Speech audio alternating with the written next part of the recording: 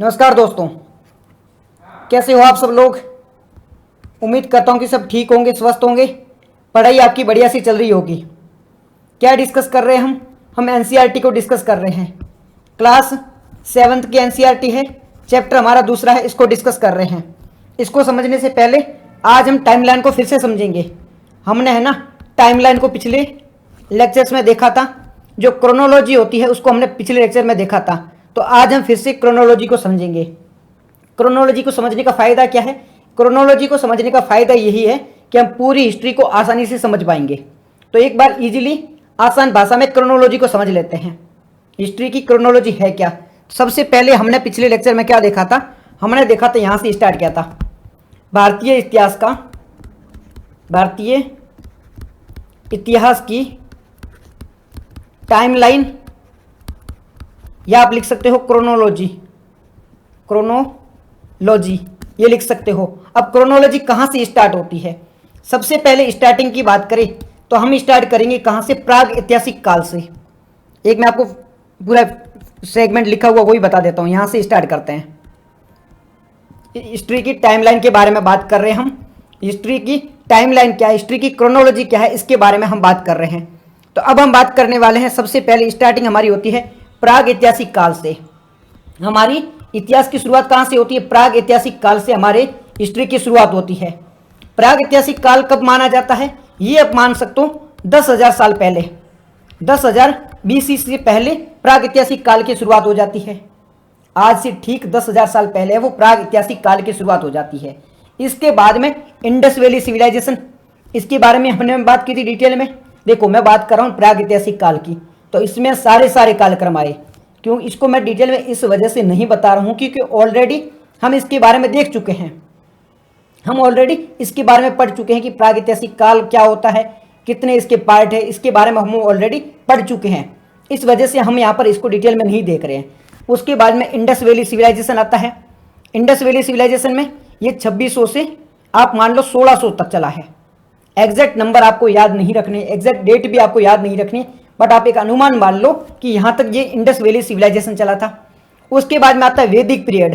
अब वैदिक पीरियड भी दो अलग अलग पार्ट के होते हैं, परंतु इसको भी हम डिटेल में देख चुके हैं। वैदिक पीरियड को भी ये चला था 1500 से 600 BCE के बीच में। 1500 से 600 BCE के बीच में वैदिक काल चलता है। वैदिक काल के बाद में महाजनपद काल आता है। महाजनपद काल में अलग अलग महाजनपद बनते हैं। इसके बारे में हमने डिटेल में बात करी थी, तो इसके बारे में भी ये ओनली अभी मैं ओवरव्यू दे रहा हूँ। अभी केवल आपको ओवरव्यू दे रहा हूँ कि कैसे ये काम करता है। पहले है ना हम ऑलरेडी इसके बारे में डिटेल में जान चुके हैं, परंतु अभी आपको ओवरव्यू के माध्यम से समझाने की कोशिश कर रहा हूँ कि ये कैसे काम कर रहा था, ताकि हम नेक्स्ट टाइम में जब पढ़ेंगे तो हमें आसानी से समझ में आएगा कि ये चीज़ें कहाँ से आ रही है। प्रागैतिहासिक काल, उसके बाद में इंडस वैली सिविलाइजेशन स्टार्ट होती है। उसके बाद में वैदिक काल आता है। वैदिक काल के बाद में महाजनपद काल आता है। महाजनपद काल के बाद में यहाँ पे मौर्य काल आता है। यहाँ से जो भारत का इतिहास है वो मोड़ लेता है। मोड़ कैसे? अभी इससे पहले क्या था कि भारत का इतिहास है, भारत पूरा छोटे छोटे टुकड़ों में बटा हुआ था। कोई ऐसा एक सेंटर में किंग नहीं था जो पूरे उसको एक छतरी के नीचे रखे, एक छाते के नीचे रखे। अभी तक ऐसा कोई किंग देखने को नहीं मिला था। मौर्य काल में जब चंद्रगुप्त मौर्य की डायनेस्टी आती है, चंद्रगुप्त मौर्य है वो किंग बनता है, तब भारत है वो एक छाते के नीचे आ जाता है, एक छत्र छाया में आ जाता है। यहाँ से मौर्य काल की शुरुआत होती है, जो कि 322 से 185 BCE तक चलता है। 322 से 185 BCE, यहाँ पर ये BCE की बात हो रही है, बिफोर कॉमन एरा के बारे में बात हो रही है, उसके बाद की बात नहीं हो रही है। यहाँ पे BCE के बारे में बात हो रही है। उसके बाद में जब ये मौर्य काल चल रहा था, एक बात ध्यान से देखो, यहाँ पे जब उत्तर भारत में मौर्य काल था, उत्तर भारत में मौर्य काल था, इस दौरान दक्षिण भारत में क्या था? इस दौरान दक्षिण भारत में चोल, चेर और पांड्य का राज चल रहा था। जब उत्तर भारत में मौर्य काल चल रहा था, इसी दौरान दक्षिण भारत में चोल, चेर और पांड्य का रूल चल रहा था। यह आपको पता है, एक बार मैप में भी देख लो, एक बार मैप बना के भी आपको समझा देता हूं।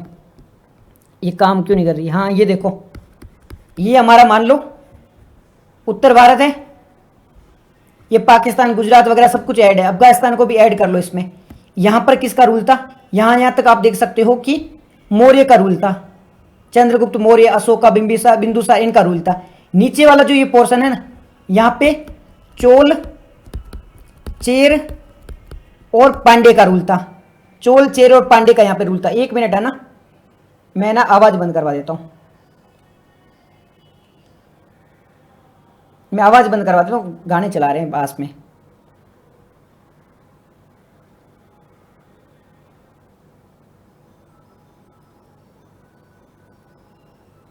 वॉल्यूम थोड़ी धीरे रख भाई, वॉल्यूम थोड़ी धीरे रख गाने की, वॉल्यूम थोड़ी धीरे रख गाने की, कॉपीराइट स्ट्राइक मरवाएगा क्या। टिफिन पहले लेके बैठा करना यार। एक मिनट है ना, वॉल्यूम धीरे करवा दे, तो एक मिनट के लिए रुकना please.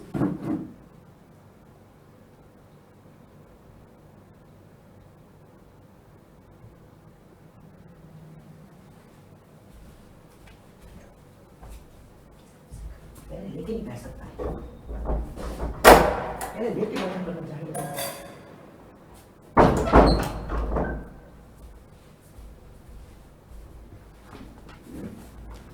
Sorry for disturbance, disturb हो गया बीच में है ना। हम किसके बारे में बात कर रहे थे, जब उत्तर भारत में मौर्य काल था तब ये दक्षिण भारत का ये जो एरिया है ना, यहाँ पे हमें 3 रूल देखने को मिला है, 3 डायनेस्टी, 3 राजवंशों का रूल देखने को मिलता है, चोल, चेर और पांडे। तो अब आप कंफ्यूज मत होना, क्योंकि ये जो चोल वंश है ना, ये वापस देखने को मिलेगा। अभी जो चोल का वंश था ना, वो इतने में ही सीमित था, इतने भूभाग में, ये आंध्र प्रदेश के आसपास के रीजन में ही सीमित था। परंतु जब हम जाएंगे इंपीरियल चोल में, इंपीरियल चोल, इंपीरियल चोल, ये कब देखने को मिलेगा, ये 7th सेंचुरी में देखने को मिलेगा। फिर से मैं आपको समझाता हूँ आसान भाषा में, ठीक है। ये भारत का मैप है, ये दक्षिण भारत का मैप है, ठीक है। यहाँ पर चोल देखने को मिल रहा है, नीचे यहाँ पे चेर और यहाँ पे पांडे देखने को मिल रहा है। इधर देख लो चेर है, इधर है वो पांडे है। ये 3 राजवंशों का रूल देखने को मिल रहा है। ये जो चोल वंश है ना, अभी स्टार्टिंग में कब की बात कर रहे हैं, ये बात कर रहे हैं मौर्य के समकालीन की बात कर रहे हैं। जब उत्तर भारत में मौर्य का राज चल रहा था, उस दौरान दक्षिण भारत में चोल वंश का राज चल रहा था। बट यहाँ पे जो चोल वंश है ना, वो सीमित एरिया तक था, सीमित क्षेत्र तक का।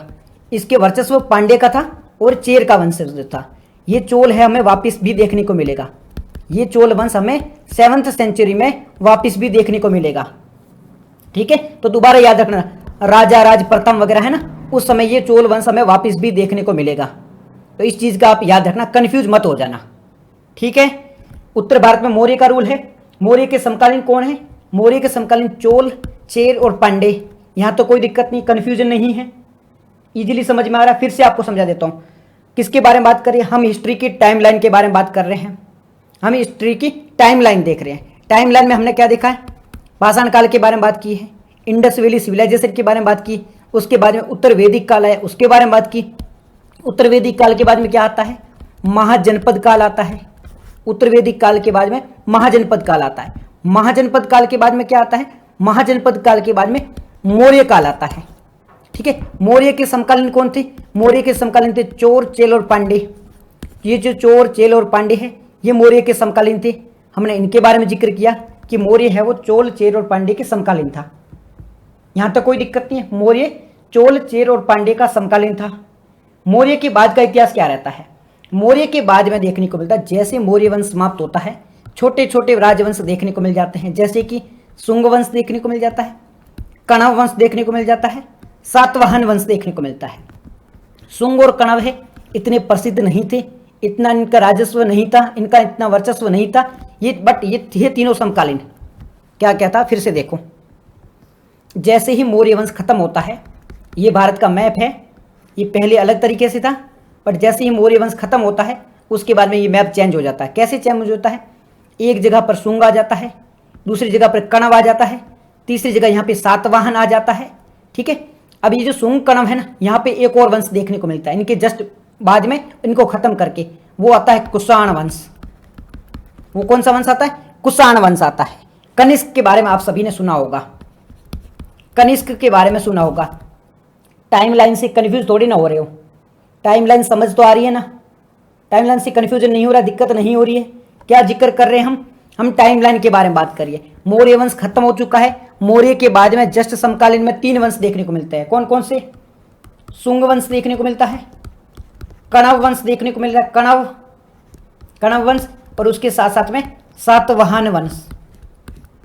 अब शुंग और कण्व थे, ये इतने प्रसिद्ध नहीं थे, छोटे से क्षेत्र में थे। शुंग और कण्व है वो एक छोटे भूभाग पर थे, परंतु ये सातवाहन था, ये थोड़ा वर्चस्व में था। आपने नाम सुना होगा गोमती पुत्र सातकर्णी, गोमती पुत्र सातकर्णी, ये इसका किंग था।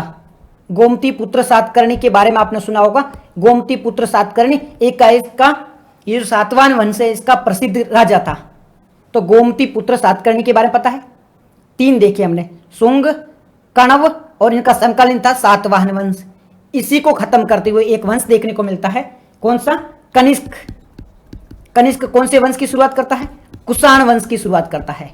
कनिष्क है वो कौन से वंश की शुरुआत करता है? कुषाण वंश की शुरुआत करता है। यहां पे ये देख लो, कनिष्क है वो कुषाण वंश की शुरुआत करता है और पहली से तीसरी शताब्दी तक वंश चलता है। किसका? पहली से तीसरी शताब्दी तक इसका वंश चलता है, कनिष्क का। जो कुषाण वंश है वो 3 तक चलते हैं। हेलो ललित जी, हेलो, ठीक है। 3 सालों तक लगातार है वो, 300 सालों तक लगातार है वो कनिष्क वंश चलता है, कोई दिक्कत नहीं है, समझ में आ रहा है। शुंग वंश, कण्व वंश, सातवाहन वंश तीनों समकालीन है। इन तीनों को खत्म करते हुए सातवाहन तो फिर भी रह जाता है और एक कुषाण वंश आ जाता है। एक बार फिर से मैप देख लो। सबसे पहले मौर्य आया, मौर्य के समकालीन थे चोर, पांडे, चोल, पांडे और चेर, ये तीनों मौर्य के समकालीन थे। यहाँ तीनों ये खत्म हो जाते हैं। इसके बाद में एक आता है सातवाहन वंश, सातवाहन वंश आता है और ये मौर्य खत्म हो जाता है। यहाँ पे शुंग आता है, यहाँ पे कण्व वंश आ जाता है। फिर इसको खत्म करते हुए कनिष्क आ जाता है और सातवाहन वंश भी चलता रहता है और कनिष्क वंश भी चलता रहता है। धीरे धीरे सातवाहन वंश है वो खत्म हो जाता है। सातवाहन की जगह कौन सा आता है?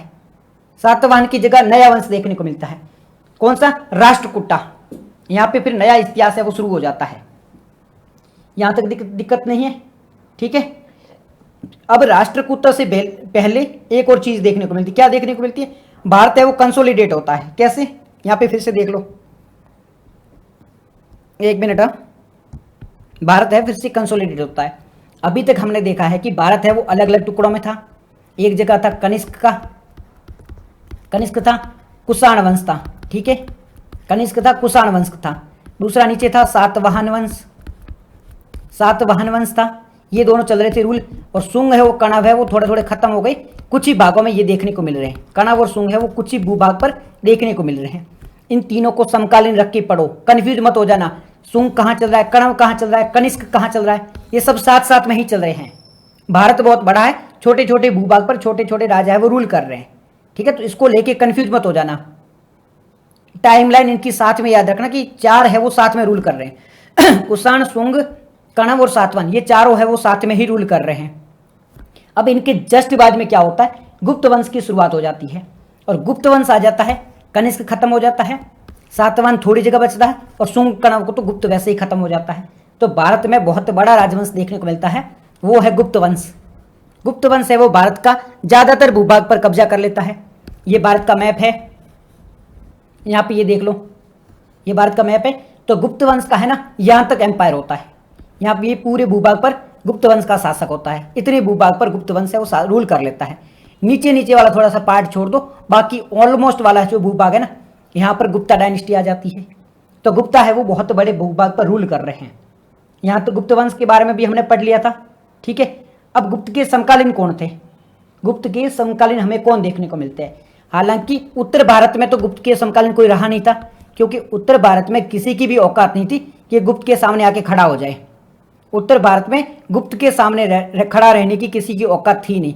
दक्षिण भारत में कुछ छोटे छोटे राज्य होते हैं, सातवाहन भी चलता रहता है। कुछ छोटे छोटे राज्य होते हैं जो गुप्त के समकालीन होते हैं। दक्षिण भारत में जैसे चालुक्य है, ये छोटे छोटे जो राजवंश थे ये गुप्त के समकालीन चले आ रहे थे। गुप्त के सामने इन्होंने पैर नहीं पसारे थे, बट छोटे छोटे भूभाग पर ये देखने को मिल रहे थे। गुप्त वंश के बाद में जैसे भारत में गुप्त वंश खत्म होता है, थोड़े समय के लिए भारत में क्या आ जाता है? अंधकार आ जाता है। जैसे ही गुप्त वंश खत्म होता है, थोड़े समय के लिए भारत में हमें अंधकार देखने को मिल जाता है, क्योंकि कोई भी इतना बड़ा किंग नहीं था इन सबको संभाल के रख सके। गुप्ता डायनेस्टी थी, परंतु जैसे गुप्ता खत्म हुई उसके बाद में फिर से एक किंग और देखने को मिलता है, उसका नाम होता है हर्षवर्धन। सिंपल भाषा में समझाता हूँ आपको, एक बार ध्यान से सुनना। देखो, हमने देखा था अभी तक मौर्य हो चुका है, मौर्य खत्म हुआ, शुंग, कण्व और सातवाहन आ गया। फिर ये शुंग कण्व को खत्म किया किसने? कनिष्क ने, जो कि कुषाण वंश लेके आया। कुषाण वंश लेके आया, कौन लेके आया? कुषाण, कनिष्क। कुषाण वंश किसके द्वारा था? कनिष्क को। तो ज्यादा कनिष्क को तवज्जो क्यों दिया जाता है, कुषाण को क्यों नहीं दिया जाता है? क्योंकि कनिष्क इतना ज्यादा प्रसिद्ध था कि इसके वंश का कोई महत्व रहा ही नहीं था। कनिष्क अपने आप में प्रसिद्ध बहुत ज्यादा था। तो यहाँ पे कनिष्क वंश है। कनिष्क के बाद में क्या देखने को मिलता है? कनिष्क जैसे खत्म हो जाता है तब उत्तर भारत में एक बहुत बड़ा साम्राज्य देखने को मिलता है, वो है गुप्ता साम्राज्य। गुप्त डायनेस्टी हमें देखने को मिलती है। गुप्ता है वो ऑलमोस्ट 300 वर्षों तक रूल करते हैं।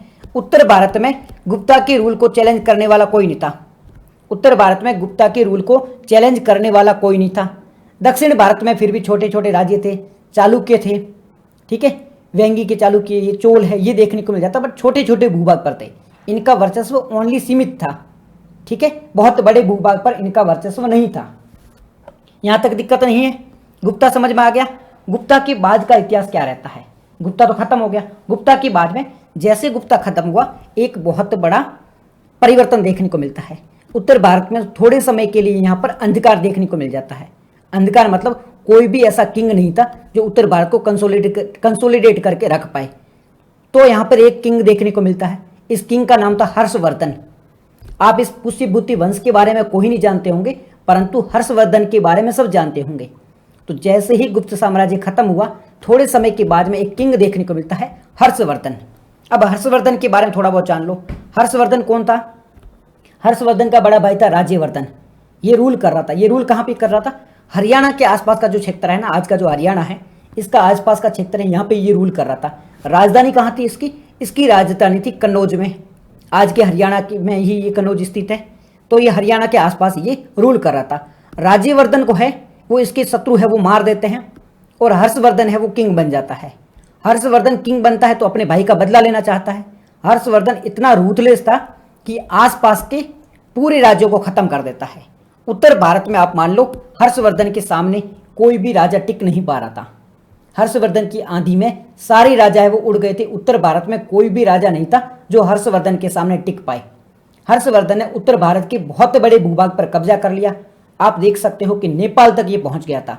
उत्तर में आप मान सकते हो हिमाचल प्रदेश, उत्तराखंड तक ये पहुंच गया था।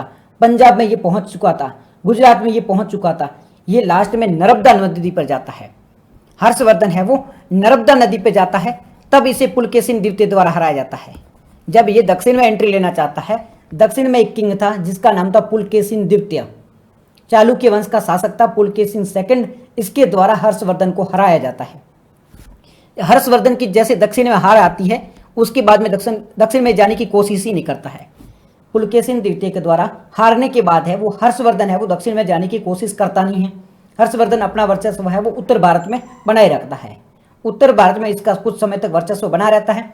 उसके बाद में हर्षवर्धन की मृत्यु के बाद में इसका कोई भी ऐसा, इसके जो भी बच्चे वगैरह थे ना, तो वो इतने दमदार थे नहीं, वो इतने बेलखने थे। आप मान लो कि इनके बेटों में इतने दम नहीं था, बेलखने थे, इतनी अक्ल थी नहीं, इतना साहस था नहीं कि वो अपने राज्य को संभाल के रख सके। तो इसमें इतना बेलखने थे, दमदार थे नहीं। तो ये हर्षवर्धन का राज था, यानी कि जो पुष्यभूति वंश था वो खत्म हो चुका है। एक बार फिर से टाइमलाइन देख लो, एक बार फिर से टाइमलाइन देख लो। मौर्य था, मौर्य के बाद में शुंग, कण्व, सातवाहन थे। मौर्य के बाद में शुंग, कण्व, सातवाहन थे। सातवाहन में एक किंग था जिसका नाम था गोमती पुत्र सातकर्णी। गोमती पुत्र सातकर्णी ये रूल कर रहा था। तो ये जैसे सातवाहन वंश खत्म होता है, शुंग कण्व खत्म हो जाता है, इसके बाद में यहाँ पे कुषाण वंश आ जाता है। उत्तर भारत में कुषाण वंश का आता है। रूलर कौन था? किंग का नाम था कनिष्क। कनिष्क के समकालीन कौन थे? कनिष्क के समकालीन ये देख सकते हो, सातवाहन है वो कनिष्क के समकालीन थे। कनिष्क जैसे खत्म होता है उत्तर भारत में गुप्ता वंश आता है, गुप्त डायनेस्टी आती है। गुप्त डायनेस्टी 300 वर्षों तक रूल करती है। कोई भी ऐसा किंग नहीं था जो गुप्ता के सामने टिक के रह सकता है। उत्तर भारत में तो गुप्त वंश ही राज कर रहा था, कोई भी इसके सामने खड़ा होने की हिम्मत नहीं कर पा रहा था। गुप्त वंश खत्म होता है, उसके बाद में क्या देखने को मिलता है, उसके बाद में एक नया किंग देखने को मिलता है जिसका नाम था हर्षवर्धन। हमें हर्षा देखने को मिलता है, हर्षा जो कनौज को अपनी राजधानी बनाता है। और कनौज है ना, इस समय आते आते कनौज है वो कहाँ का रूप ले चुकी थी, पाटलिपुत्र की जगह ले चुकी थी। जो वर्चस्व पाटलिपुत्र का था वो हर्षा के टाइम आते आते यानी कि 6वीं शताब्दी आते आते 7वीं शताब्दी आते आते कन्नौज ने वो ही जगह ले ली थी। कन्नौज ने वो जगह क्यों ली थी, एक तो कन्नौज की जो लोकेशन थी वो ज़्यादा महत्वपूर्ण थी। लोकेशन कैसे महत्वपूर्ण थी, आप मान सकते हो कन्नौज कहाँ पर है, हरियाणा में है। कन्नौज कहाँ पर है, हरियाणा में है। तो दिल्ली आसपास का जो रीजन है, ठीक है, ये जो रीजन है वो बहुत ज़्यादा समृद्ध रीजन था। समृद्ध का मतलब क्या होता है, यहाँ पे फसलें वगैरह बहुत ज़्यादा देखने को मिलती थी, ठीक है, फसल ज़्यादा होती तो ये रीजन है वो बहुत ज़्यादा समृद्ध था। इस पर कोई भी अगर रूल कर रहा है इसका मतलब है कि वो पूरे उत्तर भारत पे रूल कर रहा है। तो कन्नौज का वर्चस्व बढ़ गया था क्योंकि एक तो समृद्ध रीजन था, रिसोर्सेज बहुत ज़्यादा अवेलेबल था, और यहाँ पे जो खेती वगैरह होती थी, एग्रीकल्चर होती थी, वो बहुत ज़्यादा अच्छी मात्रा में हुआ करती थी। इसी के साथ में ये एक ट्रेड रूट पर भी होता था। कन्नौज है वो ट्रेड रूट पर स्थित था, इस वजह से कन्नौज का वर्चस्व है बहुत ज़्यादा था। ठीक है, अब सारे जो राजा है वो कन्नौज की ओर आने लग गए। कोई भी कहीं पे भी रूल कर रहा है, उनका टारगेट एक ही था कि वो कन्नौज पे रूल करे। ठीक है, बाद में आगे जाके हम देखेंगे कि कन्नौज के लिए 3 वंश है वो आपस में लड़ते रहते हैं। आगे जब हम पढ़ेंगे तब हम देखेंगे कि कन्नौज के लिए 3 राजवंश है वो आपस में लड़ते रहते हैं। कौन कौन से, राष्ट्रकूट, गुर्जर प्रतिहार और पाल वंश, ये तीनों है वो कन्नौज के लिए लड़ते रहते हैं। अब उनका इतिहास क्या है, उनका इतिहास अभी देखने वाले हैं। अभी थोड़ी बहुत हम टाइमलाइन देख लेते हैं। तो यहाँ तक कोई दिक्कत नहीं है। उत्तर भारत में गुप्त वंश देख लिया, गुप्त के बाद में हमने क्या क्या देखा है, हर्षवर्धन का काल देखा है। ठीक है, हर्षवर्धन का काल देख लिया, यहाँ तक कोई दिक्कत नहीं है, हर्षवर्धन तक कोई दिक्कत नहीं है। ठीक है, उत्तर भारत में हर्षवर्धन का रूल चल रहा है। हर्षवर्धन को टक्कर देने के लिए इसके समकालीन दक्षिण भारत में क्या चल रहा है। जब उत्तर भारत में हर्षवर्धन का रूल था, यहाँ पे मैप देख लो, मान लो ये उत्तर भारत है, ये हमारा मैप है। ठीक है, सही से मैप नहीं बना, यहाँ पर उत्तर भारत में हर्षवर्धन का रूल है। इसे टक्कर देने के लिए 2 रूल देखने को मिलते हैं, 2 राजवंश देखने को मिलते हैं। कौन कौन से, एक थे चालुक्य, दूसरे थे पल्लव। एक कौन से थे, चालुक्य थे, दूसरे थे पल्लव। यहाँ मान लो यहाँ पे चालुक्य है, ये चालुक्य, यहाँ पे पल्लव। तो उत्तर भारत में जब हर्षवर्धन रूल कर रहा था, हर्षवर्धन के समकालीन दक्षिण भारत में 2 राजवंश थे। हर्षवर्धन के समकालीन राजवंश कौन कौन से थे, हर्षवर्धन के समकालीन 2 राजवंश थे। कौन कौन से, एक तो थे बादामी के चालुक्य, दूसरे थे पल्लव। एक थे बादामी के चालुक्य, दूसरे थे पल्लव। तो कोई आपको पूछे कि हर्षवर्धन के समकालीन कौन थे, तो बादामी के चालुक्य थे और पल्लव थे। समकालीन का पता हमें कैसे चलता है, आप ये देखो, हर्षवर्धन जब है दक्षिण भारत में जा रहा था तब उसको दक्षिण भारत में किसके द्वारा हटाया जाता है, पुलकेशिन सेकंड के द्वारा। पुलकेशिन सेकंड है वो हर्षवर्धन को दक्षिण भारत में हराता है। पुलकेशिन सेकंड है वो हर्षवर्धन को दक्षिण भारत में जब ये जाता है तब इसको हराता है। यानी कि दक्षिण भारत में हर्षवर्धन का सामना किससे होता है, बादामी के चालुक्य से होता है। इसका मतलब है कि बादामी के जो चालुक्य है वो हर्षवर्धन के समकालीन है, तभी तो पुलकेशिन सेकंड है वो हर्षवर्धन को हराता है। जैसे कि हर्षवर्धन है वो 606 से 647 के बीच में था और पुलकेशिन भी सेम ही टाइम में था, 609 से 642 के बीच में पुलकेशिन था। ऑलमोस्ट सेम टाइमलाइन थी दोनों की, सेम ही समय पे दोनों रूल कर रहे थे। पुलकेशिन हर्षवर्धन को हराता है, इसके बाद में हर्षवर्धन है वो दक्षिण भारत में जाने का प्रयास करता नहीं है, परंतु पुलकेशिन को भी एक व्यक्ति हराता है। कौन सा व्यक्ति, यहाँ पे इसका नाम था नरसिंहवर्मन। नरसिंहवर्मन है वो किसको हरा देता है, पुलकेशिन को हरा देता है। क्या चीज देखने को मिल रही है यहाँ पे, समझो, मैप से समझते हैं। हर्षवर्धन एंट्री लेता है दक्षिण भारत में, नाम क्या है, हर्षवर्धन।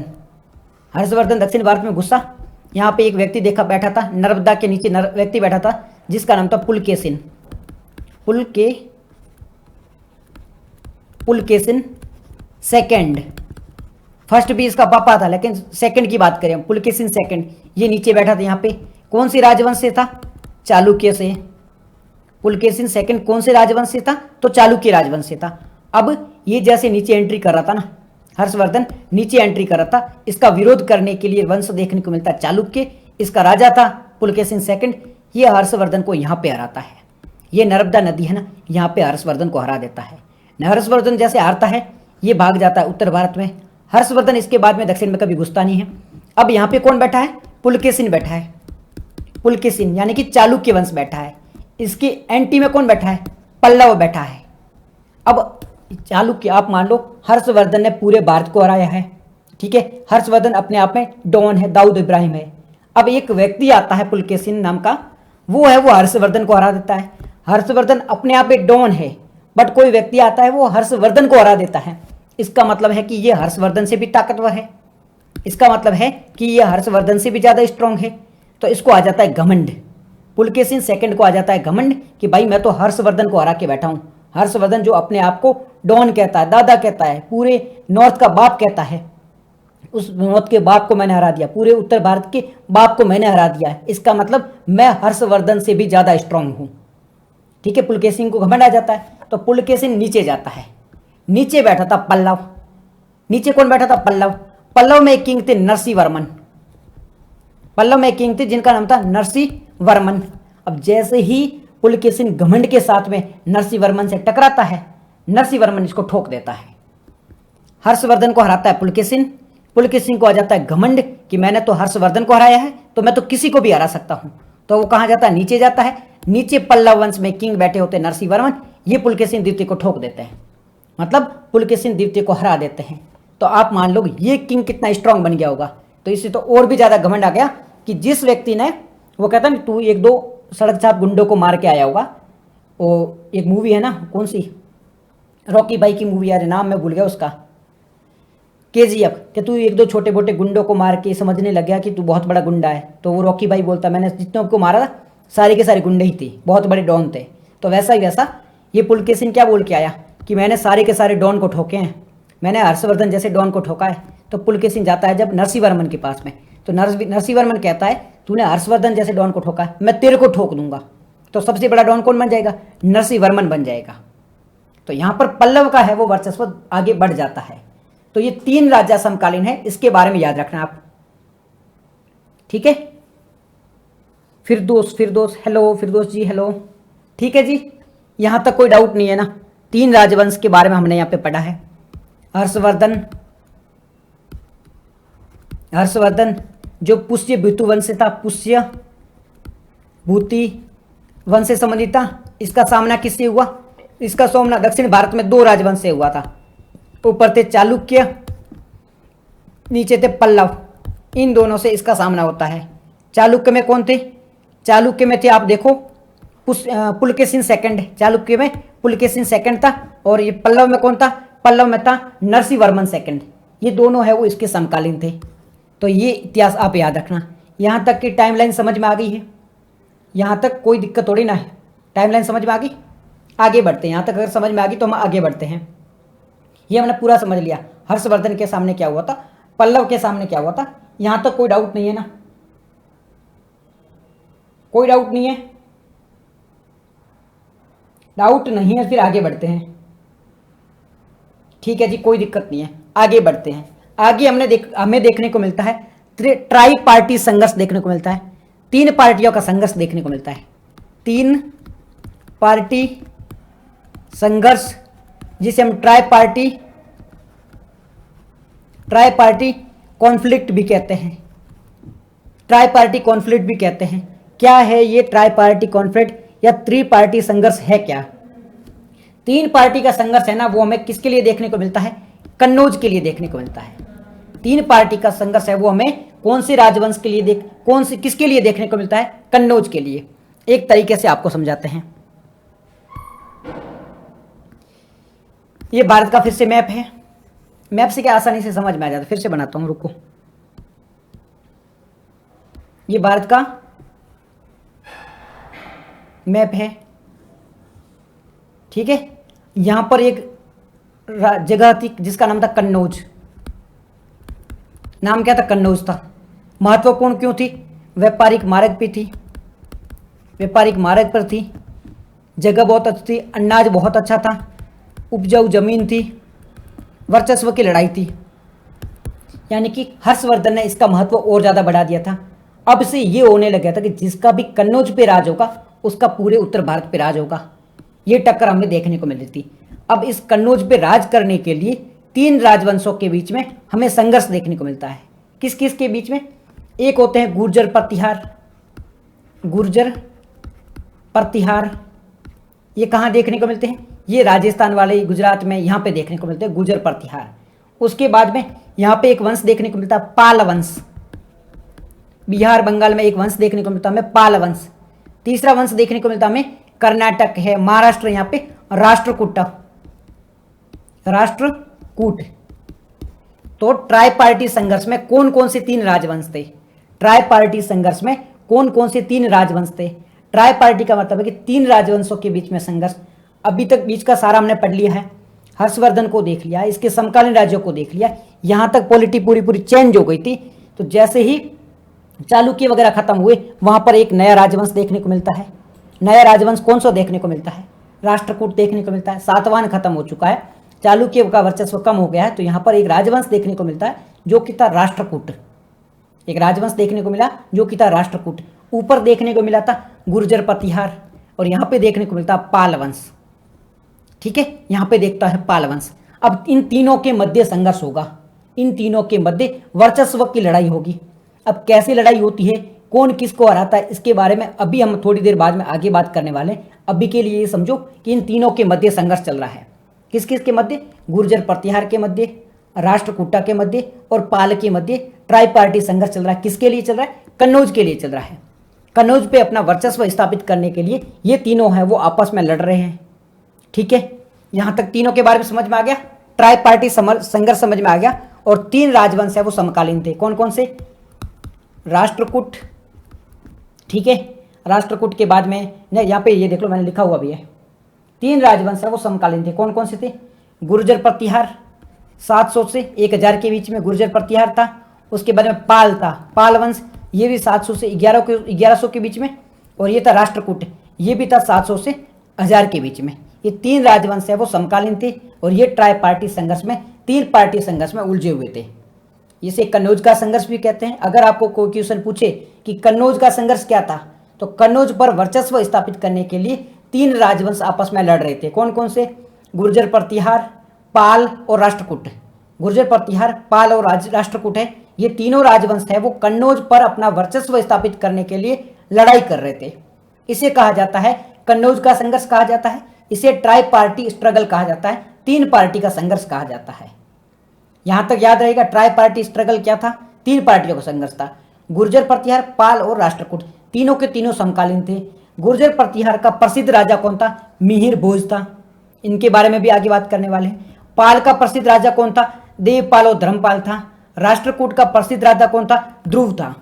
ये तीनों के प्रसिद्ध राजा थे। इनके बारे में अभी हम थोड़ी देर बाद में डिटेल में बात करने वाले हैं, बहुत ही डिटेल में इनके बारे में बात करेंगे। अभी हम आगे बढ़ते हैं। नेक्स्ट बात करें, ये ट्राई पार्टी संघर्ष समझ में आ गया, यहां तक कोई दिक्कत नहीं। ट्राई पार्टी संघर्ष आपको समझ में आ गया, कोई डाउट नहीं। यहां पे आगे बात कर लेते हैं। आगे हमें उत्तर भारत में राजपूत काल देखने को मिलता है। जैसे जैसे गुर्जर प्रतिहार कमजोर पड़ते हैं, ठीक है, राष्ट्रकूट कमजोर पड़ते हैं, उधर पाल है वो कमजोर पड़ते हैं, तब उत्तर भारत में हमें कुछ और छोटे छोटे राजवंशों का स्थान देखने को मिलता है। कुछ और छोटे छोटे जो राजवंश होते हैं उनका उदय देखने को मिलता है। तो इस उदय को क्या कहा जाता है? इसे राजपूत कहा जाता है, राजपूत काल कहा जाता है। जैसे ये 3 बड़े वर्चस्व वाले राजा थे, गुर्जर प्रतिहार, साथ ही साथ में पाल, और तीसरा कौन सा था? राष्ट्रकूट। ये जब तक तीनों थे तब तक बाहरी किसी आक्रमणकर्ता की, आक्रांता की औकात नहीं थी कि वो भारत पे आके युद्ध करे, भारत से लड़ाई करे। जब तक ये 3 आपस में लड़ रहे थे तब तक बाहरी की किसी की औकात थी नहीं। परंतु जैसे ये तीनों खत्म हुए, यानी कि गुर्जर प्रतिहार, राष्ट्रकूट और पाल ये तीनों कमजोर पड़े, तब जाके बाहरी आक्रांता है वो भारत पे अटैक करना स्टार्ट कर देते हैं। इसी दौरान उत्तर भारत में है वो राजपूत काल स्टार्ट हो जाता है। इसी दौरान यानी कि 7th से आप मान सकते हो 9th सेंचुरी के बीच में, 8th से 9th सेंचुरी के बीच में उत्तर भारत में है वो राजपूत काल स्टार्ट हो जाता है। राजपूत काल कहाँ होता है? सबसे पहले चौहान देखने को मिलते हैं अजमेर में। अजमेर में एक राजवंश देखने को मिलता है चौहान, जिसके प्रसिद्ध राजा थे पृथ्वीराज III। पृथ्वीराज तृतीय है वो इसके प्रसिद्ध राजा थे, प्रसिद्ध किंग थे। ये चौहान है वो हमें अजमेर में देखने को मिलते हैं। इसके बाद में हमें मध्य प्रदेश है ना आज का, वहां पर हमें मालवा है जो मध्य प्रदेश से, यहाँ पर परमार डायनेस्टी देखने को मिलती है। यहाँ पर परमार देखने को मिलती है, जिसके प्रसिद्ध राजा कौन थे? भोज थे। उसके बाद में गुजरात में हमें सोलंकी डायनेस्टी देखने को मिलती है, जिसके प्रसिद्ध राजा थे मूलराज। और उसके बाद में जो काशी है, कन्नौज है, यहाँ पर हमें गढ़वाल डायनेस्टी देखने को मिलती है। यानी कि 3 प्रसिद्ध राजाओं के जैसे खत्म हुए, उत्तर भारत में छोटे छोटे राजवंश देखने को मिले। इसमें प्रसिद्ध था चौहान राजवंश जो अजमेर में थे, उसके बाद में परमार जो कि कहाँ पर थे? मालवा में थे। उसके बाद में सोलंकी थे जो कि गुजरात में थे। उसके बाद में गढ़वाल थे, ये कहाँ पर थे? ये कन्नौज के आसपास थे, हरियाणा यूपी के आसपास में ये राजवंश देखने को मिल रहे थे। तो यहाँ पर टाइमलाइन समझ में आ रही है। 3 बड़े ट्राई पार्टी संघर्ष खत्म हो गया है, ट्राई पार्टी संघर्ष चल रहा था, खत्म हो चुका है। अभी ओनली हम टाइमलाइन के बारे में देख रहे हैं, डिटेल में भी बात करेंगे। तो ट्राई पार्टी संघर्ष खत्म हो चुका है। जैसे ट्राई पार्टी संघर्ष खत्म हुआ, उसके बाद में हमें क्या दिखाई देता है? उत्तर भारत में छोटे छोटे राजवंश हमें दिखाई देते हैं। उसमें कौन कौन से थे? उसमें चौहान, परमार, सोलंकी और गढ़वाल थे। परमार जो कि चौहान जो कि अजमेर में थे, और धीरे धीरे चौहानों का वर्चस्व बढ़ता जाता है। ये अजमेर के साथ साथ में गुजरात पर भी कोशिश करते हैं, उधर नॉर्थ इंडिया में भी कोशिश करते हैं। इधर के बाद में परमार है वो कहाँ पर थे? ये महाराष्ट्र मध्य प्रदेश के आसपास में थे। चौहान है, इन पर भी अटैक करते हैं। यानी कि ये चारों है वो आपस में लड़ते रहते हैं, ये चारों है वो आपस में लड़ते रहते हैं। और इन्हीं की लड़ाई का फायदा उठाकर ही बाहरी इन्वेजन हुआ था। इन्हीं की आपसी लड़ाई के कारण ये आपस में लड़ रहे थे। इसी बात का फायदा उठाते हुए इस्लामिक जो रूलर थे, जो इस्लाम को बढ़ावा देने के लिए भारत में आ रहे थे, वो इसी के कारण आते हैं। तो इस्लामिक इन्वेजन कैसे होता है? बिकॉज कि ये जो भारत के शासक थे, चौहान, परमार, सोलंकी, गढ़वाल, ये आपस में लड़ रहे थे। चौहान के सारे दुश्मन बन के बैठे थे। पृथ्वीराज चौहान है वो 25 वर्ष की उम्र तक आसपास के सारे राजाओं से दुश्मनी मोल ले लेता है। क्यों? क्योंकि पृथ्वीराज चौहान है वो सब पे अटैक करता रहता है, तो आसपास के जितने भी राजवंश थे उनसे सबसे दुश्मनी पृथ्वीराज चौहान है वो मोल ले लेते हैं। पृथ्वीराज चौहान की इसी गलती के कारण आसपास के राजा है वो उसका साथ नहीं देते हैं, और फाइनली भारत में मुगल तो क्या इस्लामिक इन्वेजन हो जाता है। तो इसके बारे में भी आगे हम देखने वाले हैं। लेकिन अभी ये समझ लो कि जैसे हम टाइमलाइन को समझ रहे थे, राष्ट्रकूट, पाल और चालुक्य। राष्ट्रकूट खत्म हो गया है, पाल खत्म हो गया है, गुर्जर पतियार खत्म हो चुका है। इसके बाद में उत्तर भारत में चौहान, परमार, सोलंकी, गढ़वाल वंश देखने को मिल रहा है। इन चारों वंश है समकालीन थे, इसके बारे में आपको पता होना चाहिए। अब ये जो समकालीन थे ना, इसी समय दक्षिण भारत में क्या देखने को मिलता है? उत्तर भारत में राजपूत काल चल रहा था जब, उस समय दक्षिण भारत में क्या था? उस समय दक्षिण भारत में पल्लव वंश था। ये पल्लव कहाँ था? ये पल्लव आप देख सकते हो कांचीपुरम के आसपास में था। ठीक है।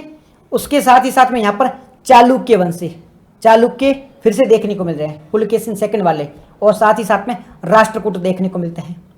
यानी कि उत्तर भारत में देखो गुर्जर प्रतिहार है वो कमजोर पड़ चुके हैं, साथ ही साथ में पल्लव है वो कमजोर पड़ चुके हैं। बट पल्लव है वो दक्षिण में, तो पल्लव थे ना, पाल खत्म हुए थे, पल्लव दक्षिण में देखने को मिलते हैं। फिर से आपको एक मैप के माध्यम से समझाता हूँ कंसोलिडेट करके। ये मैप ले लीजिए, ठीक है, ये मैप है हमारा। अब हमने देखा था कि यहाँ पे कौन था? गुर्जर प्रतिहार था, यहाँ पे कौन था? राष्ट्रकूट था, यहाँ पे कौन था? पाल था। ये तीनों खत्म हो जाते हैं, गुर्जर प्रतिहार खत्म मतलब कमजोर हो जाते हैं, थोड़े थोड़े जगह पर इनका रूल रहता है। ठीक है, राष्ट्रकूट भी कमजोर पड़ जाते हैं, साथ ही साथ में पाल भी कमजोर पड़ लेते हैं। अब इनकी जगह कौन लेता है? इनकी जगह उत्तर भारत में राजपूत राजा ले लेते हैं। राजपूत राजा जिसमें कौन कौन से होते हैं? यहाँ पे चौहान आ जाते हैं, यहाँ पे गढ़वाल आ जाते हैं, गुजरात में सोलंकी आ जाते हैं, और यहाँ पे परमार आ जाते हैं। ये छोटे छोटे राजवंश आ जाते हैं उत्तर भारत में। दक्षिण भारत में इस टाइम में क्या चल रहा था? दक्षिण भारत में राष्ट्रकूट है वो मजबूत थे, बट अब धीरे धीरे कमजोर हो चुके हैं।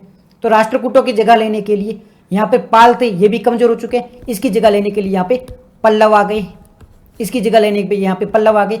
चालुक्य जो थे ना, चालुक्य अभी तक खत्म नहीं हुए थे, चालुक्य का राजवंश अभी भी चल रहा था। तो यहाँ पे चालुक्य होते हैं, पल्लव हो जाते हैं, और ऊपर राष्ट्रकूट है, और ऊपर वो तो चल ही रहे थे।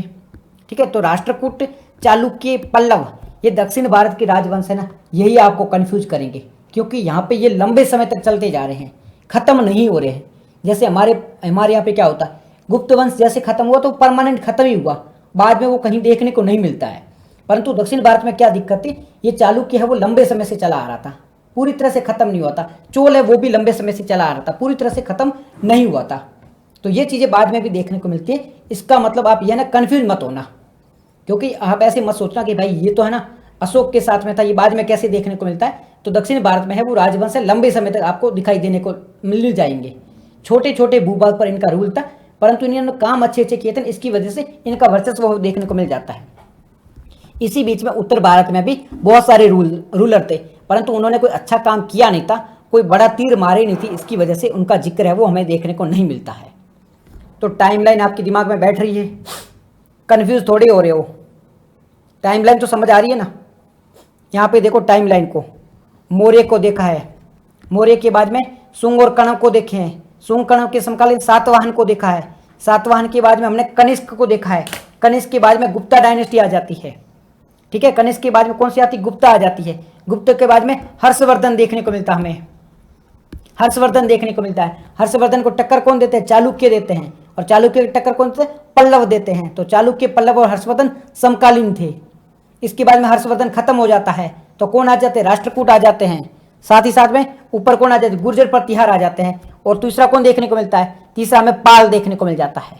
धीरे धीरे ये तीनों भी कमजोर पड़ने लग जाते हैं, तो हमें और राजवंश देखने को मिलते हैं। उत्तर भारत में हमें राजपूतों का राजवंश देखने को मिलता है। राजपूतों में कौन कौन से? राजपूतों में चौहान, परमार, सोलंकी और गढ़वाल देखने को मिलते हैं। दक्षिण भारत में अभी भी राष्ट्रकूट थोड़ी जगह पर थे, थोड़ी जगह पर चालुक्य थे, थोड़ी जगह पर कौन थे? पल्लव थे। ये अभी भी देखने को मिल रहा है। तो ऊपर राजपूत है, नीचे ये तीनों देखने को मिल रहे हैं। ये टाइम लाइन है वो समझने की कोशिश करना, कंफ्यूज इसको लेके मत हो जाना। ठीक है, इसको लेके कंफ्यूज मत हो जाना कि ये सारी चीजें एक साथ चल कैसी रही है। ओके, यहां तक कोई दिक्कत नहीं है। इसके बाद में दक्षिण भारत में एक और राज देखने को मिलता है, इंपीरियल चोल का। जब हमने अशोक के बारे में देखा था, जब हम मौर्य एम्पायर को देख रहे थे, तब हमने देखा था कि मौर्य के समय में दक्षिण भारत में 3 राजवंशों का रूल था। कौन कौन से? चोल, चेर और पांडे। चेर और पांडे तो खत्म हो चुका है, परंतु चोल है वो वापस देखने को मिलते हैं। क्या ये चोल वही के वही चोल थे? ये है वो, इस पे कई सारे हिस्टोरियन है, उनका कहना है कि ये जो चोल है वो जो पुराने चोल थे वो दोनों एक ही है। कईयों का कहना है कि दोनों अलग अलग है, तो इसको लेके अलग अलग है। कोई श्योर नहीं है कि कौन सा साथ है, कौन सा सही है। मतलब क्या है? मतलब सिंपल सा ये है, कुछ इतिहासकार कहते हैं कि ये जो चोल देखने को मिले थे 8वीं शताब्दी में, यानी कि एक तो मौर्य के काल में, जब उत्तर भारत में मौर्य का काल चल रहा था, यानी कि 300 BCE के आसपास में जब उत्तर भारत में मौर्य का काल चल रहा था, तब दक्षिण भारत में चोल, चेर और पांड्य का रूल था। बाद में जब 8वीं शताब्दी आ गई, यानी कि मौर्य खत्म हो चुका, गुप्ता खत्म हो चुका, उसके बाद में फिर से दक्षिण भारत में चोल वंश देखने को मिलता है, जिसे हम इंपीरियल चोल कहते हैं। अब इन्हें हम इंपीरियल चोल क्यों कहते हैं? क्योंकि पहले जो चोल आए थे उनका वर्चस्व सीमित जगह पर था। पहले जो चोल देखने को मिला था उनका जो वर्चस्व था वो कुछ ही जगहों पर था, परंतु अब जो चोल देखने को मिले इनका वर्चस्व एक बहुत बड़े भूभाग पर है। ये जो चोल देखने को मिला है इनका वर्चस्व एक बहुत बड़े भूभाग पर है, इसी वजह से इनको इंपीरियल चोल भी कहा जाता है। ठीक है, इसी वजह से इनको इंपीरियल चोल भी कहा जाता है, क्योंकि इनका वर्चस्व है वो बहुत बड़े भूभाग पर था। यहां तक कोई डाउट नहीं है? इंपीरियल चोल का वर्चस्व बहुत बड़े भूभाग पर था। ये है ना, आप आसपास की रीजन देखो कि ये मलेशिया तक चले जाते हैं, इंडोनेशिया तक चले जाते हैं, इसलिए इनको इंपीरियल चोल कहा जाता है। जिसके प्रमुख राजा थे राजा राज, राजेंद्र, ये कुछ इनके प्रमुख राजा थे। राजा राज और राजेंद्र है, ये श्रीलंका पर अपना वर्चस्व स्थापित करते हैं। साथ ही साथ में इंडोनेशिया, मलेशिया, सिंगापुर तक अपना वर्चस्व है वो स्थापित करते हैं। इस वजह से इसे इंपीरियल चोल कहा जाता है, जो कि इंपीरियल चोल है वो 8वीं शताब्दी से 11वीं शताब्दी के बीच में देखने को मिलता है। तो यहां पर टाइम लाइन में कोई दिक्कत थोड़ी आ रही है? समझ आ रही है? कोई दिक्कत नहीं आ रही ना? ठीक है, यहां पे कोई दिक्कत नहीं आ रही है। तो क्योंकि अब हम समझने वाले हैं किसको? ट्राई पार्टी संघर्ष को समझने वाले हैं। यहां पे अगर आपको कोई दिक्कत नहीं है तो अब हम समझेंगे ट्राई पार्टी संघर्ष को। 3 पार्टियों का संघर्ष क्या था उसको समझेंगे। ठीक है, ट्राई पार्टी संघर्ष में सबसे पहले मैं आपको बैकग्राउंड बता देता हूं। ट्राई पार्टी संघर्ष का एक बार बैकग्राउंड बता देता हूं। 3 पार्टियों का संघर्ष, 3 पार्टियों का संघर्ष, इसे हम ट्राई पार्टी संघर्ष भी कहते हैं। 3 पार्टी कौन कौन सी थी? एक थी राष्ट्रकूट, दूसरी थी गुर्जर प्रतिहार, तीसरी कौन थी? पाल। इन तीनों के मध्य संघर्ष देखने को मिलता है। ट्राई पार्टी में 3 पार्टियों के मध्य संघर्ष देखने को मिलता है। एक बार मैं फिर से आपको टाइमलाइन बता देता हूँ इसकी, और ये है ना, ये हम कल समझेंगे क्योंकि आप कंफ्यूज हो जाओगे। ट्राई पार्टी में बहुत सारे राजा आने वाले हैं तो आप कंफ्यूज हो जाओगे, इस वजह से मैं आपको ये कल बताऊंगा। अभी क्या करता हूँ, एक बार आपको फिर से टाइमलाइन बता देता हूँ। एक बार फिर से टाइमलाइन देख लो। टाइमलाइन क्या है, सबसे पहले होता है इतिहास की शुरू होता है, इसे कहा जाता है प्राग ऐतिहासिक काल। प्राग ऐतिहासिक काल कहा जाता है, ठीक है। प्राग ऐतिहासिक काल, इसे प्री हिस्टोरिक कहा जाता है। 10,000 वर्ष पहले की बात कर रहे हैं। इसके बाद में धीरे धीरे हम आते हैं सिंधु घाटी सभ्यता पे आते हैं। इंडस वैली सिंधु घाटी सभ्यता, इंडस वैली सिविलाइजेशन पे आते हैं। हम इंडस वैली सिविलाइजेशन यानी कि सिंधु घाटी सभ्यता पे आते हैं। भारत में कुछ और नयापन देखने को मिलता है, नए नए शहर देखने को मिलते हैं। ये हमें चेंजेस देखने को मिलता है इंडस वैली सिविलाइजेशन के दौरान, सिंधु घाटी सभ्यता के दौरान ये चेंजेस देखने को मिलते हैं। इसके बाद में सिंधु घाटी सभ्यता के बाद में क्या देखने को मिलता है, सिंधु घाटी सभ्यता के बाद में वैदिक काल देखने को मिलता है। वैदिक काल में क्या होता है, यहाँ पर छोटे छोटे जनपद बनना प्रारंभ होते हैं। यहाँ पे धीरे धीरे राजा का महत्व है वो बढ़ने लगता है। यहाँ पे वर्ण व्यवस्था है वो प्रारंभ होती है, वर्ण व्यवस्था है वो प्रारंभ होती है। पशुपालन प्रारंभ होता है, पशुपालन है वो स्टार्ट होता है। हल का प्रयोग है वो स्टार्ट हो जाता है किसमें, वैदिक काल के दौरान। वैदिक काल में उत्तर वैदिक काल भी होता है और वैदिक काल भी होता है, ठीक है। वैदिक काल के बाद में नेक्स्ट कौन सा होता है, वैदिक काल के बाद में आता है महाजनपद काल। वैदिक काल के बाद में आता है महाजनपद काल। महाजनपद काल में क्या होता है, महाजनपद काल में छोटे छोटे बड़े बड़े जनपद बन जाते हैं। मतलब जो पहले जनपद थे ना, जनपद थे, अब वो महाजनपद बन चुके हैं। जैसे कि मगध एक महाजनपद था, जैसे कि अवंती एक महाजनपद था, अवंती एक महाजनपद था। इस प्रकार महाजनपद देखने को मिलते हैं जिनका है वो वर्चस्व बहुत बड़ी जगह पे था। यहाँ पे परिवर्तन क्या देखने को मिलता है, यहाँ पे राजा का महत्व है वो बहुत ज़्यादा बढ़ गया था। राजा है वो सर्वोसर्व हो चुका था। जो हम बात कर रहे थे जाति व्यवस्था की, वर्ण व्यवस्था की, ये बहुत ज़्यादा बढ़ गया था। यहाँ पे ये बहुत ज़्यादा देखने को मिला था। बुद्धिज्म और जैनिज्म जैसे धर्म देखने को मिलते हैं। बुद्धिज्म और जैनिज्म जैसे नए धर्म हमें देखने को मिलता है, इनका वर्चस्व देखने को मिलता है। कुछ राजा है वो बुद्धिज्म की ओर जाते हैं, इस चीज़ की देखने को मिलता है। ये जो काल था ना, महाजनपद का काल था, ये भारतीय इतिहास के लिए महत्वपूर्ण काल माना जाता है क्योंकि यहाँ पर आपको कई ऐसी चीज़ें देखने को मिलती है जो इससे पहले ना तो पहले देखने को मिली थी ना बाद में देखने को मिली। क्या क्या चीज़ें, एक तो पहली बार भारत है वो कंसोलिडेट होना शुरू हुआ था। महाजनपद काल के बाद में ही पहली बार भारत है वो एक छाते के नीचे आना स्टार्ट हुआ था। जो काम किया था चंद्रगुप्त मौर्य ने और अशोक ने। भारत की बाहरी सीमाओं तक इन्होंने अपना वर्चस्व फैलाया। भारत की बाहरी सीमाओं तक इन्होंने अपना वर्चस्व बढ़ाया। किसके काल में, चंद्रगुप्त मौर्य के काल में। तो ये महाजनपद काल के बाद में ही हमें देखने को मिलता है।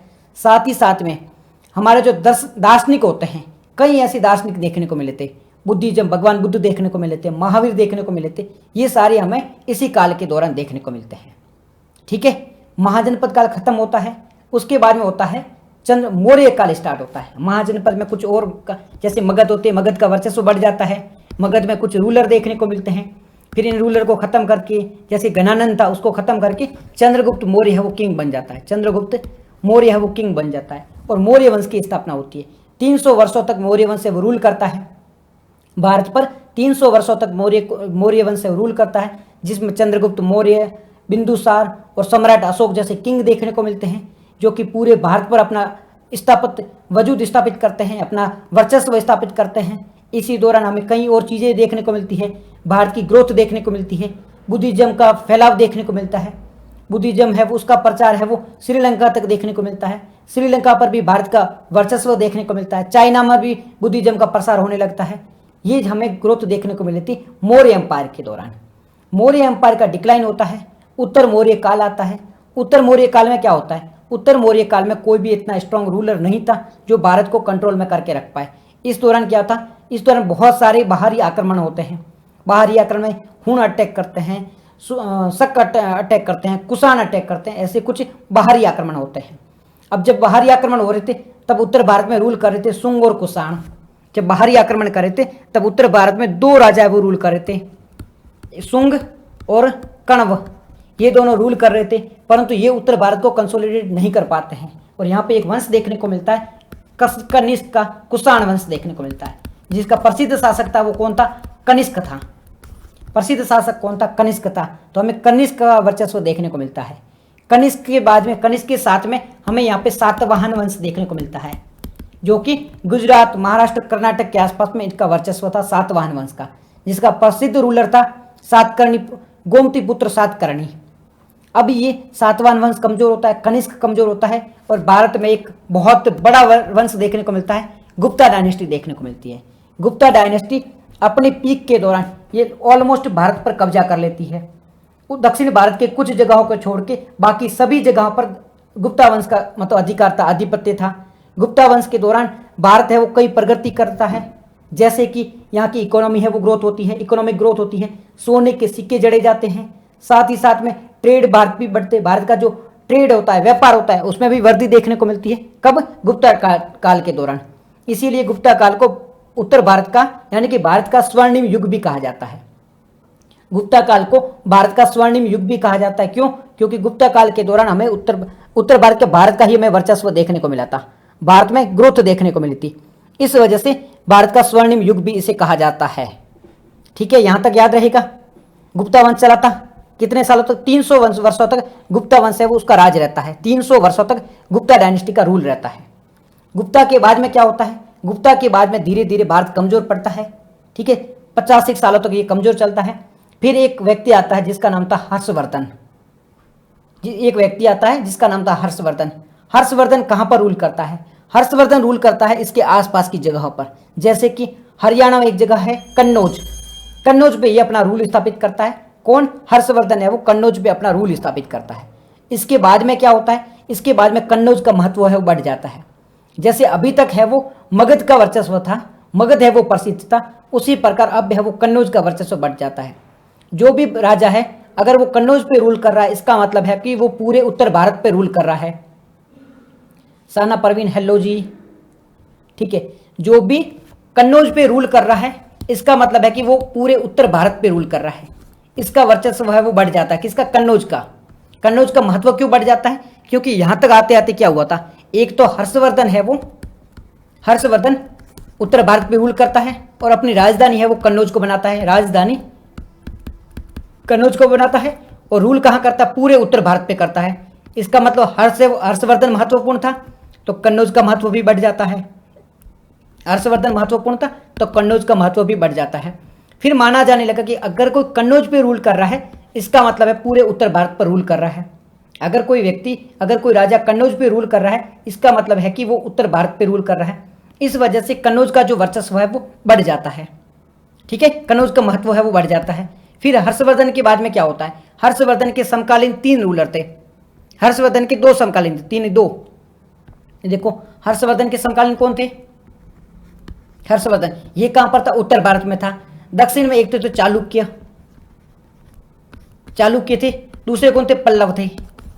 चालुक्य में कौन था? पुलकेशिन, पुलकेशिन सेकंड। ये जो पुलकेशिन द्वितीय था ये किसका समकालीन था? हर्षवर्धन का समकालीन था। और यही जो पुलकेशिन सेकंड है ये हर्षवर्धन को हराता है। जब उत्तर भारत में हर्षवर्धन रूल कर रहा था तो हर्षवर्धन का एक समकालीन राजा था, चालुक्य वंश का शासक था पुलकेशिन सेकंड। हर्षवर्धन है वो दक्षिण भारत में जा रहा था, हर्षवर्धन ने उत्तर भारत पर कब्जा कर लिया था, अब ये दक्षिण भारत पर कब्जा करना चाहता था। जैसे ही हर्षवर्धन है वो नर्मदा नदी को क्रॉस करता है, इसका सामना होता है किससे? पुलकेशिन सेकंड से। पुलकेशिन सेकंड किस वंश से था? पुलकेशिन सेकंड है वो चालुक्य वंश से था। अब चालुक्य और ये हर्षवर्धन के बीच में, हर्षवर्धन का कौन सा वंश था? पुष्यभूति वंश था। इन दोनों के मध्य घमासान युद्ध होता है। इन घमासान युद्ध में किसका हार हो जाती है? हर्षवर्धन की है वो हार हो जाती है। हर्षवर्धन की हार हो जाती है, पुलकेशिन सेकंड है वो जीत जाता है। अब वो है वो कैसे शासक को हरा रहा है? पुलकेशिन सेकंड है वो हर्षवर्धन जैसे रूलर को हरा रहा है। और हर्षवर्धन ऐसा रूलर था कि उसने ऑलमोस्ट उत्तर भारत पे कब्जा करके रखा था। ऐसे रूलर को हराना अपने आप में एक बहुत बड़ी बात थी। हर्षवर्धन की हार के बाद में हर्षवर्धन कभी नर्मदा के नीचे की ओर ट्राई नहीं करता है, कभी दक्षिण की ओर जाने की कोशिश तक नहीं करता है, ओनली उत्तर भारत में ही रहने की कोशिश करता है। और यहाँ पे नीचे था चालुक्य और एक था पल्लव। चालुक्य और पल्लव था। अब चालुक्य और पल्लव के मध्य युद्ध होता है।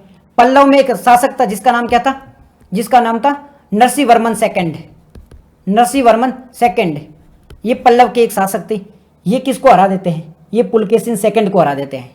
पुलकेशिन सेकंड का घमंड तोड़ देते हुए पुलकेशिन सेकंड को कौन हरा देते हैं, नरसिंहवर्मन सेकंड है वो पुलकेशिन सेकंड को हरा देते हैं।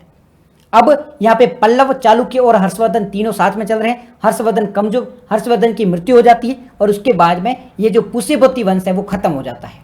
हर्षवर्धन के बाद में ये खत्म हो जाता है। नीचे चालुक्य और उसके नीचे पल्लव थे। धीरे धीरे इनका वर्चस्व खत्म होने लगता है। नीचे वंश देखने को मिलते हैं, कौन सा, राष्ट्रकूटा। नीचे राष्ट्रकूट देखने को मिलते हैं। ऊपर हर्षवर्धन की जगह कौन आ जाते हैं, गुर्जर प्रतिहार आ जाते हैं। हर्षवर्धन की जगह गुर्जर प्रतिहार आ जाते हैं। और यहाँ पे आता है पाल वंश आ जाता है बंगाल में। अब इन तीनों के मध्य युद्ध होगा। किसके किसके, राष्ट्रकूट, गुर्जर प्रतिहार और पाल वंश के मध्य युद्ध होगा। इसे कहा जाएगा ट्राई पार्टी संघर्ष, तीन पार्टियों का संघर्ष कहा जाएगा। ये तीनों राजा मिलके, ये तीनों वंश मिलके कन्नौज के लिए लड़ रहे थे। कन्नौज पे किसका शासन होगा इसके लिए लड़ रहे थे। कौन कौन से, राष्ट्रकूटा, गुर्जर प्रतिहार और पाल, तीनों मिलके इसके लिए लड़ाई कर रहे थे। अब फाइनली है क्या होता है, इसमें कुछ भी निर्णय नहीं निकलता है। ये तीनों आपस में लड़ते रहते हैं, इसका निष्कर्षण कुछ भी नहीं निकलता है। कभी ये इसको ठोकता है, कभी ये इसको ठोकता है, कभी ये इसको ठोकता है, कभी ये इसको, कभी ये इसको, ऐसे चलता रहता है। परंतु फाइनली जीतता कोई नहीं है। आपस में एक दूसरे को मारते रहते हैं। लंबे समय तक ये गेम चलता है। इसके बाद में फाइनल में क्या होता है, फाइनल में ये तीनों कमजोर हो जाते हैं। ये तीनों के तीनों कमजोर हो जाते हैं। इसकी कमजोरी का फायदा उठाते हुए उत्तर भारत में है वो राजपूत वंश आ जाता है। उत्तर भारत में राजपूत काल है वो प्रारंभ हो जाता है। जिसमें कौन कौन से काल आते हैं, जिसमें चौहान हमें देखने को मिलते हैं। कहाँ पर, अजमेर में। ठीक है, चौहान हमें अजमेर में देखने को मिल जाते हैं। सोलंकी हमें गुजरात में देखने को मिल जाते हैं। ठीक है, सोलंकी हमें कहाँ देखने को मिलते हैं, गुजरात में देखने को मिलते हैं। चौहान हमें अजमेर को देखने को मिल जाते हैं। गढ़वाल हमें उत्तर भारत में देखने को मिल जाते हैं, गढ़वाल। और परमार हमें एमपी में देखने को मिलते हैं, परमार हमें एमपी में देखने को मिल जाते हैं। तो ये चार राजवंश है वो राजपूत काल के दौरान स्टार्ट होते हैं। ये चारों भी आपस में लड़ते रहते हैं। ये चारों भी आपस में लड़ते रहते हैं। ये आपस में लड़ने के कारण मुगल, मतलब जो इस्लामिक इन्वेजन हो रहा था, इस्लामिक जो लड़ाकू थे उनका अटैक हो रहा था भारत पे, तो उसे बचाने के लिए, उनके खिलाफ लड़ने के लिए कोई नहीं बचता है। गुर्जर प्रतिहार जब तक होते हैं तब तक वो इस्लामिक जो भी आ रहे थे उनको रोक रहे थे। अरब से जो भी रूलर आ रहे थे उनको रोक रहे थे। गुर्जर प्रतिहार कमजोर होने के बाद में उसको रोकने वाला कोई नहीं बचता है। तो ये तीनों चारों आपस में लड़ते रहते हैं। चौहान थे, मजबूत थे, परंतु चौहानों ने सबसे दुश्मनी ले रखी थी। इस वजह से चौहानों की कोई मदद नहीं करते हैं और फाइनली भारत में इस्लाम का रूल है वो स्थापित हो जाता है। ठीक है, यहां तक टाइमलाइन समझ में आ गई बिना कंफ्यूजन के, कौन किसके समकालीन था, बिना कंफ्यूजन की सारी टाइमलाइन समझ में आ गई है, देयर इज नो डाउट। तो आज हम ये पढ़ेंगे, कल हम पढ़ेंगे ट्राई पार्टी संघर्ष के बारे में। तीन पार्टियों के मध्य संघर्ष हुआ था। तीन पार्टियां कौन कौन सी, राष्ट्रकूट, पाल और गुर्जर प्रतिहार। इनों के मध्य संघर्ष कैसे हुआ था, इन तीनों के बारे में डिटेल में बात करेंगे। इन तीनों में क्या काम करवाया था, कौन कौन से किंग थे, इन तीनों के बारे में हम कल डिटेल में बात करने वाले हैं। तो यहां तक तो कोई दिक्कत नहीं, एक बार हमने बैकग्राउंड देख लिया है। कल आते ही हम इन तीनों के बारे में बात करेंगे। कल हम गुर्जर प्रतिहार, राष्ट्रकूट और पालक के बारे में डिटेल में बात करेंगे। गेटिंग माई पॉइंट, यहां तक सब कुछ समझ में आ गया है, कोई डाउट नहीं है। Thank you very much for joining the session. कल मिलते हैं एक नए लेक्चर के साथ में, तब तक के लिए आप अपना ध्यान रखो। Till date bye bye. जय हिंद, जय भारत।